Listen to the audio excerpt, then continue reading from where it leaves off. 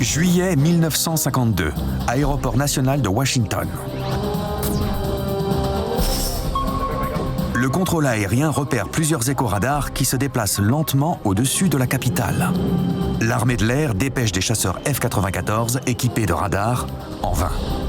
Les signaux disparaissent. La nouvelle se répand et les observations d'OVNI repartent en flèche. Les gens appelaient la Maison-Blanche. Ils appelaient les services de renseignement des bases locales de l'armée de l'air. Le Pentagone recevait des centaines d'appels quotidiens, car les gens se demandaient s'ils devaient se réfugier sur les collines et s'il y avait une menace extraterrestre. Bref, ils voulaient être informés de la situation. Mais pour l'armée de l'air, ce chaos nuisait au réseau habituel des services de renseignement.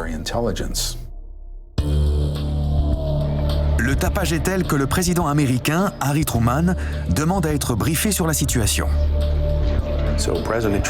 Truman a demandé au Pentagone de lui fournir des explications sur le sujet. La réponse a été sans équivoque. Nous n'en savons rien. Truman a donc ordonné la réunion d'un panel d'experts autour de la question et en janvier 1953, la CIA a mis en place le jury Robertson. Le jury Robertson est un groupe composé d'éminents scientifiques. Il se réunira quelques après-midi, examinera une vingtaine de dossiers et quelques documents filmés et conclura que la sécurité du pays n'est pas menacée.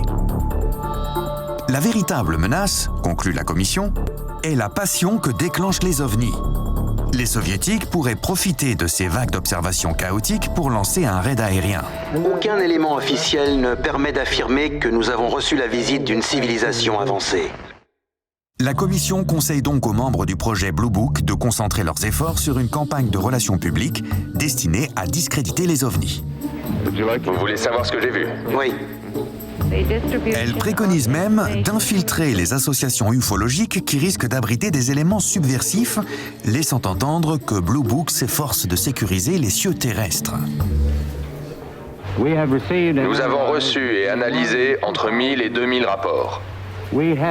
À ce stade, nous sommes arrivés à une seule conclusion ferme. Rien ne révèle l'existence d'un modèle dont le but ou la cohérence pourrait constituer une menace possible pour les États-Unis.